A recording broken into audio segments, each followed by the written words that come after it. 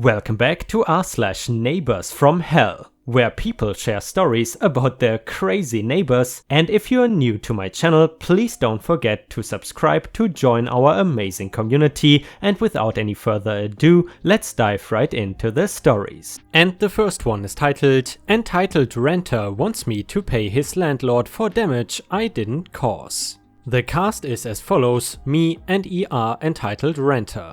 My family and I live in a large building that houses several storefronts on the ground level and apartments on the second level. We own both levels of our portion of the building and have no relationship or communication with the other landlords. We live on the edge of what is considered the bad part of town, and the apartments around us are a revolving door of low-income renters who tend to treat the neighborhood and the people in it like crap. There is a fair amount of drug use in our neighborhood too. The drug use itself really does not bother me. People can do what they want to do, but drug users are not known for taking good care of their rental units. The landlord next to us rented her upstairs apartment out to some guy and his girlfriend who like to have parties at all hours and blast hard bass so loud that the whole block sounded like a Russian rave. On at least one occasion, my wife saw him and his guests climbing onto the roof so they could shout at traffic on the busy street below us. Really stellar people, you know. The way the building is put together, the EN's apartment has a rear walkout that overlooks my fenced-in backyard. At the time, we also ran a business on the ground level of our building that had our telephone number printed on the window. This is important to the story because the backyard is where I let my indoor cats play during the day when we are at home, and the front window is how ER got my phone number. So, one day I get a knock on the door. ER is furious because he says that my cat is constantly escaping my yard and climbing up into the soffit/fascia above his back door on the rear walkout that overlooks my yard. It is no surprise that he knows I have cats, and he knows what they look like because he can see them in my yard when he is coming and going. Then he says that his landlord is charging him $500 to pay for the repair, and since it is my cat that did the damage, I have to pay him for the cost of the repair. I really did not believe my cat was doing this damage. "I'm sorry to hear you are having this trouble, but I really don't think my cat did this to your building." Well, he flipped his lid and started screaming and shouting. I finally told him, "Pictures or it didn't happen." He rage quit the conversation and went away. Later that same day, a police officer shows up at my door. Apparently, ER thought he could file a complaint and get the police officer's help to mediate a solution. The police officer took a picture of my cat, and the ER looked at the picture and swore that is the animal that was causing the damage, but he knows what my cat looks like because he can see them from his yard. The police officer says that he really thinks the damage is being caused by raccoons, which is a likely explanation, but I also suspect that he damaged the soffit/fascia while climbing onto the roof while high. Nothing could be done, so the officer left. At any rate, this should be covered by his security deposit, and why isn't his landlord the one talking to me instead of him? The next day I started getting crank calls from anonymous numbers. One guy claimed he saw me hit his car in a parking lot, and another guy said he's been stealing our mail. I laughed at all those callers and told them to get lost. ER comes back a few days after that and says that my cat is tearing up the soffit/fascia of his apartment at all hours, and if I don't pay then he's going to put out traps, catch my cat and then take it to the pound to be euthanized. I said that it is his property so he can do whatever he wants, but at this point I am dead tired of his bullcrap. I told him that my phone number is on the front window and I want him to call me at any hour of the day, no matter what time it is, the very next time he sees or hears my cat damaging his apartment. He huffs off and I look forward to the next phone call.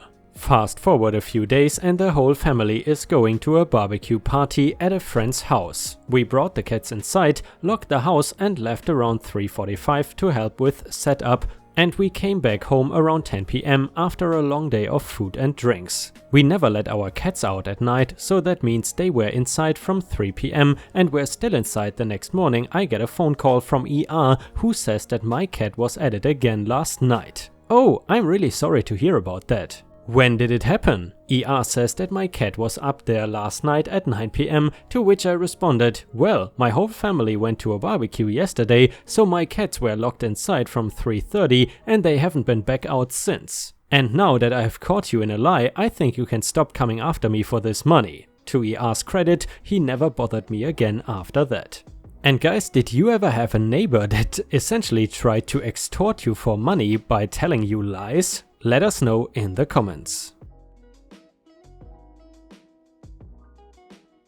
And the next one is titled, Destroy Our Tree, We Will Destroy Your Driveway. Full disclosure, this happened almost 5 years ago, so my memory of this is a little fuzzy at times. However, the major player here confirmed that it is accurate enough to get the story across. So I am going with it. It's also kinda lengthy, so there is a TLDR at the end. Background: by North American standards, our house is old. It is really old, it is older than the town. Hell, it is older than Confederation. The house was originally built by a merchant from the area like 200 years ago. It is old, with its age comes a very big property line, and apart from a couple adjustments here and there to account for infrastructure and housing development, it is basically unchanged from 100 years ago. It rarely ever comes up here, but in any dispute relating to property lines, the official town plan takes precedent and our property line crosses over into our neighbor's property. This will be important later. And now for the two major players in this tale, our a-hole neighbor, who we will call Lumpy. He is just the worst. He ran an illegal chop shop in his backyard and seemed to be deathly afraid of trees. He also always took a 2-week-long vacation in summer, and it was always at the end of July. This part is also important later. The other one is my dad. At the time he was in government oversight, but before that he was in the Department of Justice. And his major responsibilities included training crown attorneys. This included the attorneys general. In the pecking order, Dad was actually pretty low, but the crown knew and respected him. And they were keenly aware that Dad knew the law inside and out, and if there was anything even remotely resembling a legal dispute, Dad was almost always in the right with his argument. Now we begin our tale, the slide. The line between our yard and Lumpy's was pretty clear. Our side was grass, Protestant lilies, shrubs and trees. His was a gravel driveway. Before the incident there was a large Manitoba maple tree growing there. It was very old, but grew in such a way that it blocked just enough sunlight to have a pleasant level of light going through the window. We had no intentions of ever removing it, maybe trim it a little if it got too close to the windows. However, some lower branches were sagging onto Lumpy's driveway, so he asked if he could cut down some of the lower branches so that his car would not get damaged when he drove in and out. It was a fair enough request, and he did ask permission first, so we told him to get a landscaper and a quote. Because we sure as hell were not going to let Lumpy do it, and we're okay paying for that. A couple days later we were all on a day trip somewhere, and when we got back Lumpy comes over and tells us not to worry about the landscaper because he took care of it. Red flags were waving at that statement. So we went and checked the tree. The dude cut the entire tree down, and then to add insult to injury he painted the stump with some sort of weird grey stuff. Don't know what it was, but it had to have been toxic as F, because nothing ever grew on that stump again, not even fungi. So we are understandably pissed off, but unfortunately there's nothing we can do about it because there's no proof. So now we've got a stump that was once a beautiful tree, a smug neighbor, and seemingly no course of action to take. Dad did not accept that scenario, and he had a plan. The plan: as I said earlier, Dad knew the law inside and out, so he began to plan things out. He made a few phone calls to the town's civil architect, a couple inspectors, the local landscaper Lumpy was going to get that quote from, and a contractor. He visited City Hall and got a copy of the official town plan, which, remember, is the final word on property lines. He had everything arranged, and now he began to wait. Now on to the revenge. Like clockwork, Lumpy went on vacation and the plan was enacted. Over the course of 2 weeks we expanded, we rebuilt our fence to new dimensions, rearranged the shrubs, dug up the gravel driveway and put fresh dirt and grass over it. and planted a weeping willow in a spot where, as it grew, would always hang and shed into Lumpy's yard. With the expanded fence and shrubbery, Lumpy's driveway was a small strip of pavement, maybe half a meter wide. The fence placed an old dying maple and a hawthorn on our side, but because of how the two trees grew, most of it was on Lumpy's side. The key point is that the placement of the trunk dictates whose property it is on, so it is our tree that he cannot touch, no matter how annoying or destructive it is. With the new dimensions, the chop shop he was running was now on our side of the fence, but because it was illegal, it was just scrap metal as far as the law was concerned, so we sold it to a local scrapyard. By the time Lumpy came back, our yard had expanded almost 3 meters into his yard, and waiting for him was Dad, the civil architect, and a lawyer with a stack of documents outlining in full detail that what they did was 100% legal and there was not a thing he could do about it. Edit, not sure how it happened, but it was supposed to say that we told Lumpy to get the quote and that we would pay for the landscaper because we didn't want Lumpy to do it himself. Second edit, aftermath, Lumpy apparently tried to press charges, something along the lines of trespassing or destruction of property or something ridiculous like that. I had moved out of town at the time, so I don't know for sure what happened, but I like to think the judge just threw the case out. Like I said, everything was above board and completely legal. What I do know he did was tear up a part of his lawn and put in a new driveway. He still had room for it, but it also cut his lawn in half and he had to pay to have the sidewalk adjusted into a ramp. Also, because the town was paying attention now, he had to have it done properly with like asphalt and stuff instead of gravel like before. He is also apparently planning to move out and rent the property to others. Third edit, explanations. Okay, I feel I need to include a couple things just to make sure everything relevant is known. Adverse possession. Under Canadian property law, adverse possession takes place after a number of years of continuous, notorious and open possession. In Ontario, it means that for 10 continuous years the squatter has to be openly using the land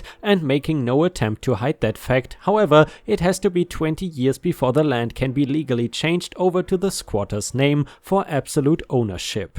Lumpy had been there for more than 10 years but less than 20. He could make a possession claim but not an ownership claim, but none of it applied to him anyway for 2 reasons. Number 1, he only openly claimed the driveway and never the backyard. For him to claim the part of his backyard we repossessed, he would have to admit to the illegal chop shop's presence, or he would have to claim it was a ridiculously large pile of scrap metal. In either case, it would be removed because having either violated a town by law. Number 1, side note, when the fences were moved and the chop shop was on our side, we, being legally obligated, had everything involved hauled away and used part of the very substantial payment for the metal to pay the fine for having a large scrap metal pile on our property. Like I said, Dad kept everything above board. Number 2, in Ontario, under the Land Titles Act, a property owner can convert their ownership to land title ownership. In situations like this, the squatter has to have been using the land in question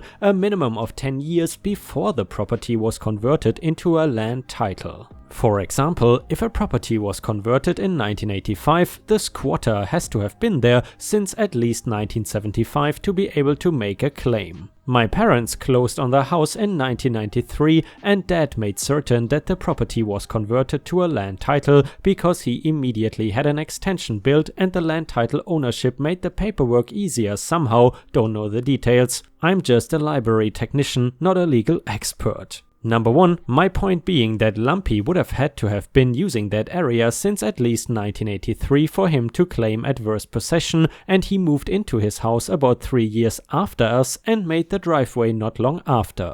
We didn't care much, the bushes and fence line were in place long before we moved in, but we also knew that he was using our land if it ever came to that, which it obviously did. Paying for the tree branches, the original draft stated that we were going to make Lumpy pay for a landscaper to trim the tree. While that was a mistaken sentence on my part, we were under no obligation to acquiesce to his request nor pay for it. It is our tree on our land and we were not bothered by its presence whatsoever. If Dad wanted to be rude, he could have taken the position of, "You want it done, you pay for it." But he didn't want it because that would have been rude, legal and the right course of action, but rude. We decided to get it done because it was a reasonable request and we are willing to pay a professional to do it because we didn't want Lumpy to do it himself for retroactively obvious reasons. Lumpy's reaction/fate, I wasn't there at the time, but Dad told me that Lumpy's face was a lovely blend of crimson and puce, and that his general demeanor was a combination of sputtering silent rage and rapidly dying inside. He is still living there and probably cannot afford to move out. He retaliates by mowing his lawn as early as he can get away with it every day.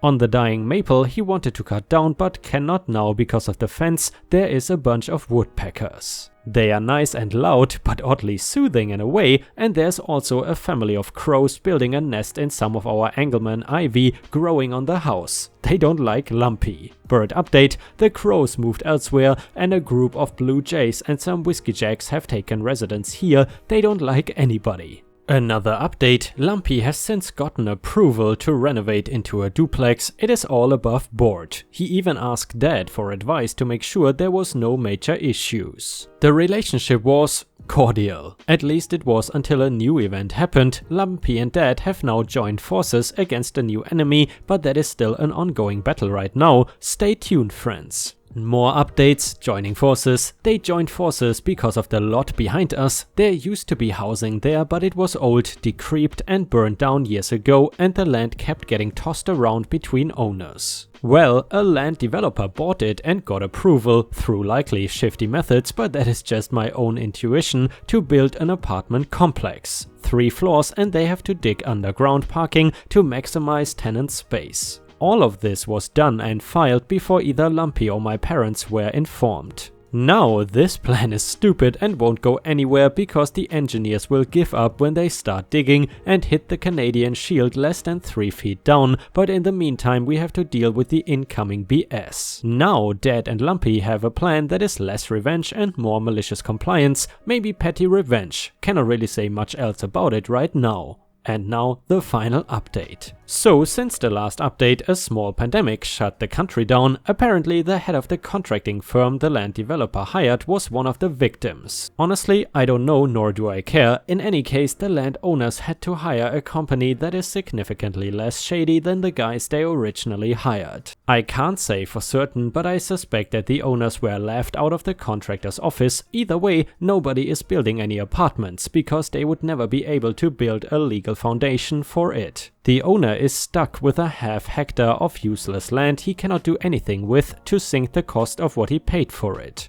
What the revenge would have been? Dad told me that he and Lumpy were going to basically shore up our sides of the back fences and create a scenario where it would fall onto that land, creating a huge mess. The reason it would have worked is the weaknesses of those fences and the 3-foot drop from our land to the empty plot. The fence has needed repairs and shoring up for more than a decade, but we were never allowed to go to that side of the fence to do so. Basically, we would help the fence break, make it so the fallout spills over to that side, and in the eyes of the law they would be at fault because Dad and Lumpy did all they were legally allowed to do. I called it a team up because while Dad has the legal know-how to keep him and Lumpy squeaky clean, Lumpy has contacts including somebody who owns a backhoe and tons of clean fill. But again, because of the virus, this is all pointless now. They did it anyway, gotta follow through once you have started. So that is that. And guys, unfortunately we have already reached the end of the video. I hope you enjoyed today's stories, and if you haven't already, please also go to patreon.com/ripeyoutube, where I upload exclusive Reddit videos starting at just $3 a month. This is a great way to support me in case you are interested, and the chance for me to become independent from YouTube revenue. Thank you so much for watching. Please don't forget to subscribe and like the video, and I hope to see you again tomorrow.